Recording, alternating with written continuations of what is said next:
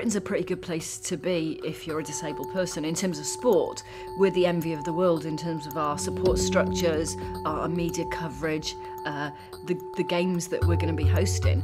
We're using it as a platform to show the world what we can achieve. And actually, you know, in the outside world, away from sport, it's still one of the best countries to be in.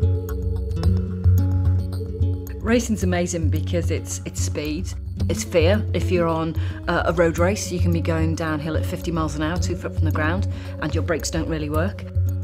It's exhaustion, it's elation, it's so many different things all wrapped up together. And if you're competing on the track, that can happen in 20 seconds. It's the most amazing feeling.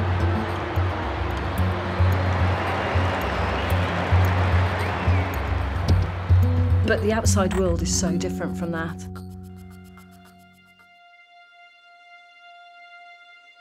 My family was so supportive of me doing the things that I wanted to do. And they brought me up to believe that if somebody had an issue with my impairment, it was their problem, not mine.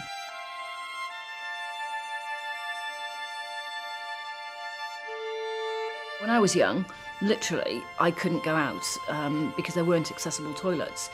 Cinemas didn't allow disabled people in on their own without adults with them. And you look back now, and it's actually quite scary that that was only maybe 30, 35 years ago.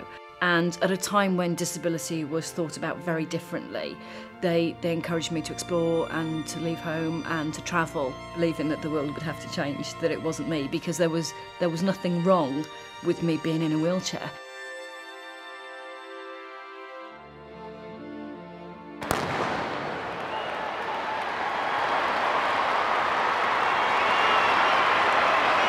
I never set out to try and change the world. I set out to become the best athlete I possibly could. For the winner, Tanija. The realisation that I could actually become #1 in the world, I think took quite a long time to come to me, because it was always about looking at little steps. It was about improving my world ranking. It was about making the next games. And then as I got older, I kind of recognised that I had certain strengths in being able to try and encourage people to change their attitudes towards disability.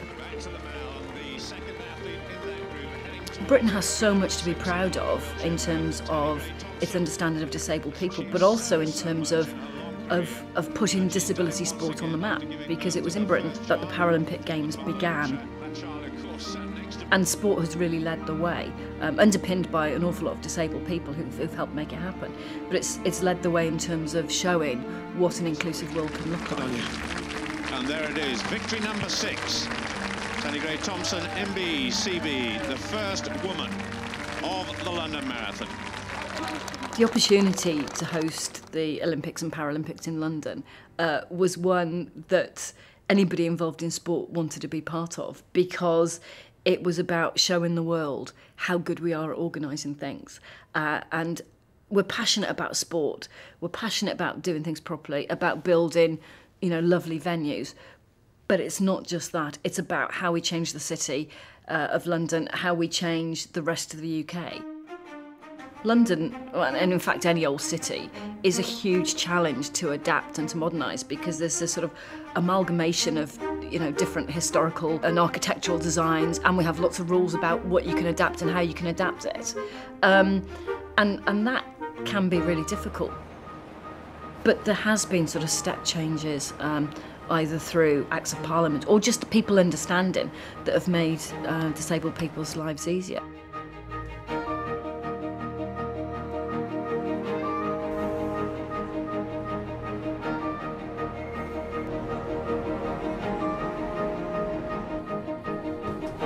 I think if you ask people from outside Britain what we're like as a nation, there might be a thought that we're resistant to change, but actually, as a country, I think we're very dynamic, we're very forward-thinking, we're very inclusive, we try to make decisions that are the best for the most number of people. And that's actually a very exciting country to be part of, because we have this huge amount of history and culture, but actually we're all looking forward to see what we can do in the future to make life better for everybody.